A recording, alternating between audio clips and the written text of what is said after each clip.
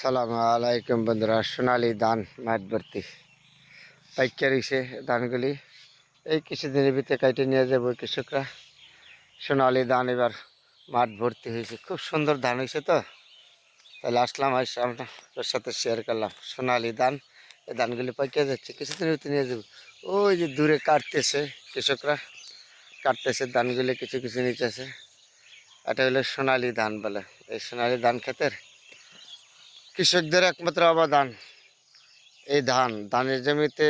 কৃষকটা যদি কাজ না করে তার ভাত খেতে পারে না। কৃষকদের ভরসা হইলো এই ফসলের উপরে। এই যে গ্রামের মানুষ ধান, আম, জাম, কাঁঠাল, লেচু এগুলি দিয়ে তারা চলাফেরা করে। তাহলে কৃষকদের সর্বোচ্চ থেকে বড় সম্পদ হলো কৃষিকাজ।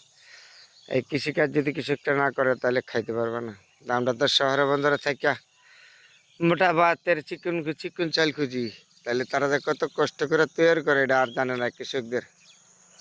আমরা তো শহরে থেকে আগে চিন্তা করি চিকন চালের ভাত খাওয়ার জন্য।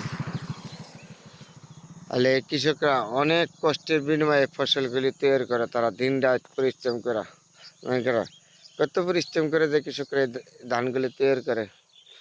থেকে তারপরে আমরা কৃষকদেরকে মূল্যায়ন করতে জানি না, কৃষকরা ন্যায্য মূল্য পায় না। যে কোনো বিষয় এই কৃষকরা আমাদের বাংলাদেশের জন্য গর্ব। কৃষকটা আমরা মূল্যায়ন করতে পারি না, এই কারণে কৃষক বারবার দুঃখ দর্শন মধ্যে পড়ে। কত সুন্দর মাঠ ভর্তি সোনালি ধান, দেখেন না? তাহলে আপনাদের সাথে শেয়ার করলাম বন্ধুরা। আজকে জায়গাটাতে আইসা আমার গ্রামের বাড়ি আইসা, এই জায়গা থেকে তো সবুজ শ্যামল সুন্দর গাছপালা, ওই যে দূরে দেখা যাচ্ছে না, এগুলি গাছপালা।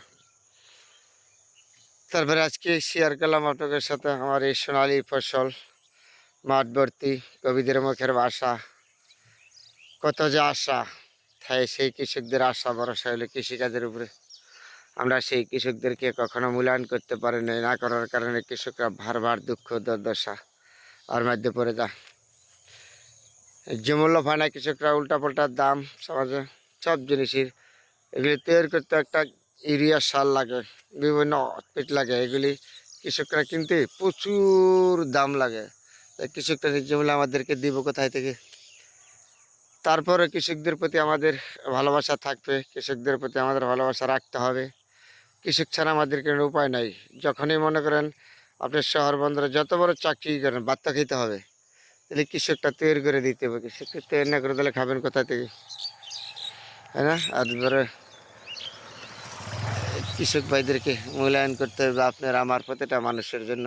তাহলে আপনাদের সাথে আজকে সোনালি ফসল মাঠ ভর্তি আমার ধান শেয়ার করলাম বন্ধুরা। সবাই ভালো থাকবেন।